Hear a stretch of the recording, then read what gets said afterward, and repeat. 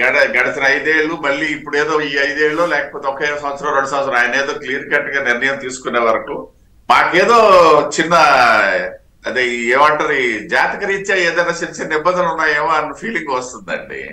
ఎందుకంటే చాలా సందర్భాల్లో మీ దగ్గరే కాదు మేము అందరి దగ్గర మాట్లాడింది అయ్యా బాబు గత 5 సంవత్సరాల్లో కూడా అది ప్రభుత్వాల మధ్య సంబంధ బాంధవ్యాలే తప్పిస్తే పార్టీల మధ్య కాదని చెప్పుకునే పరిస్థితి ఉండేది, చెప్పాల్సిన పరిస్థితి ఉండేది.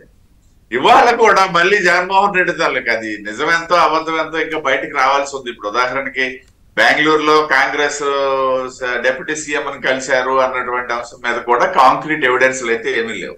అయితే ఇక్కడ ఒక విషయం మాత్రం నేను స్పష్టం చేస్తాను.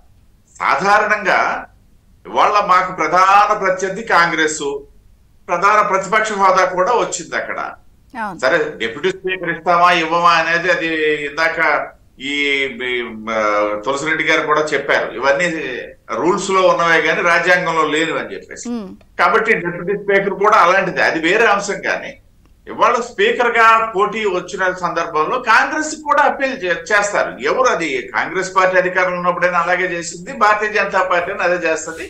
ఫ్లోర్ లో ఉన్నటువంటి అన్ని పార్టీల అధినేతలకు కూడా ఒక్కరు ఉన్న దగ్గర నుండి 100 మంది ఉన్నా సరే అప్పీల్ చేస్తారు. ఆ విధంగా అప్పీల్ చేయడం జరిగింది.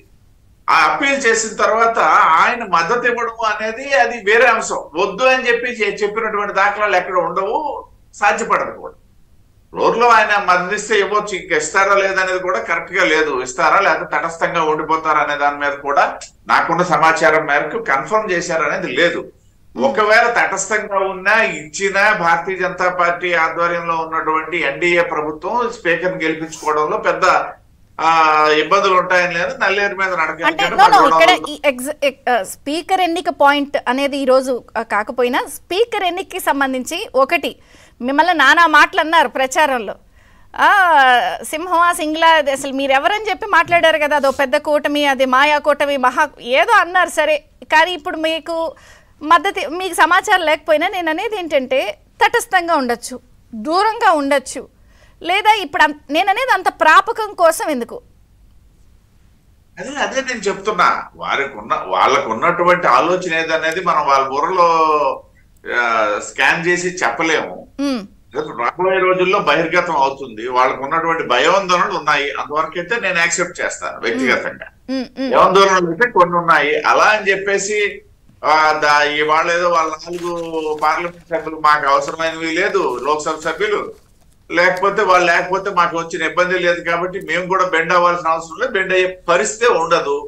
కాబట్టి ఏంటంటే సరే కాలమే సమాధానం చెప్పాలి. ఇప్పుడు వరకైతే ఇస్తామని మద్దతు ఒకవేళ ఇవాళ ఇచ్చినట్టయితే మేము వద్దని చెప్పడానికి అయితే ఎక్కడ సాధ్యపడదు. అది ఓపెన్ అప్పీల్, అది కాంగ్రెస్ కూడా చేశారు, వాళ్ళు క్యాండిడేట్ ని పెట్టారు.